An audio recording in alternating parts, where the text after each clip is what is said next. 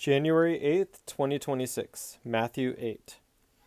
When Jesus came down from the mountain, large crowds followed him, and a leper came to him and bowed down before him and said, "Lord, if you are willing, you can make me clean." Jesus stretched out his hand and touched him, saying, "I am willing, be cleansed." And immediately his leprosy was cleansed. And Jesus said to him, "See that you tell no one, but go show yourself to the priest and present the offering that Moses commanded as testimony to them." And when Jesus entered Capernaum, a centurion came to him, imploring him, and saying, "Lord, my servant is lying paralyzed at home, fearfully tormented." Jesus said to him, "I will come and heal him."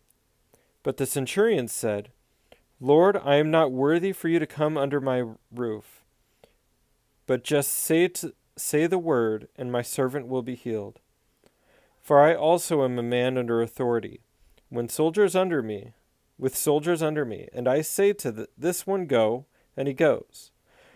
To another, 'Come,' and he comes. And to my slave, 'Do this,' and he does it."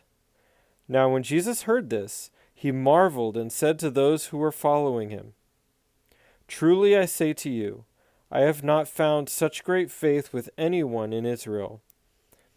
I say to you that many will come from east and west and recline at the table with Abraham, Isaac, and Jacob in the kingdom of heaven.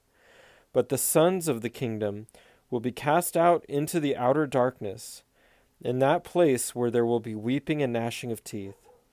And Jesus said to the centurion, "Go, it shall be done to you as you have believed." And the servant was healed that very moment.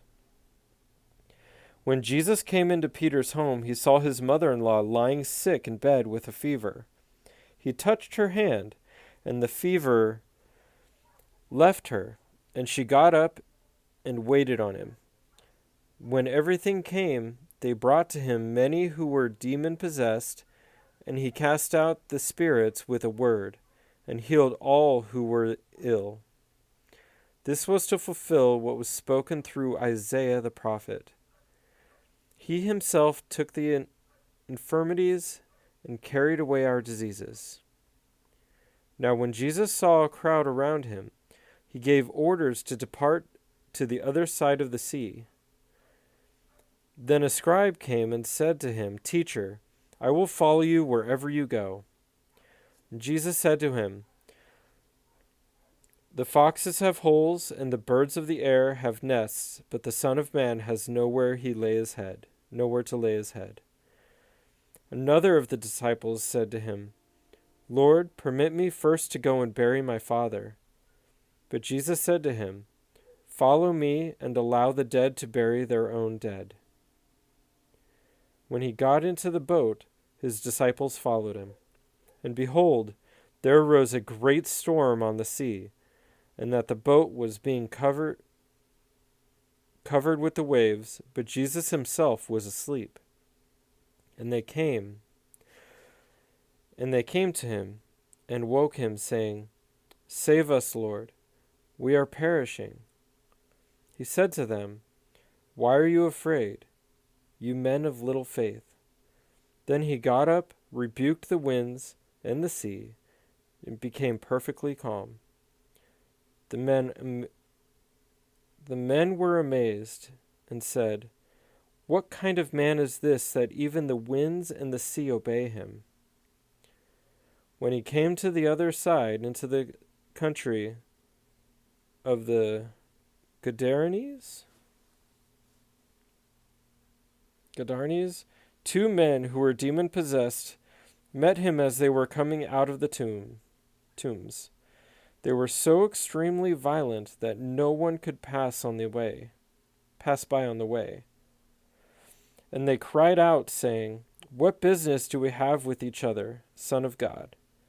Have you come here to torment us before the time?" Now there was a herd of many swine feeding at a distance from them. The demons began to entreat him, saying, "If you are going to cast us out, "Send us into the herd of swine." And he said to them, "Go." And they came out and went into the swine. And the whole herd rushed down the steep bank into the sea and perished in the waters. The herdsmen ran away and went to the city and reported everything, including what had happened to the demoniacs. And behold, the whole city came out to meet Jesus, and when they saw him, they implored him to leave their region. Jesus.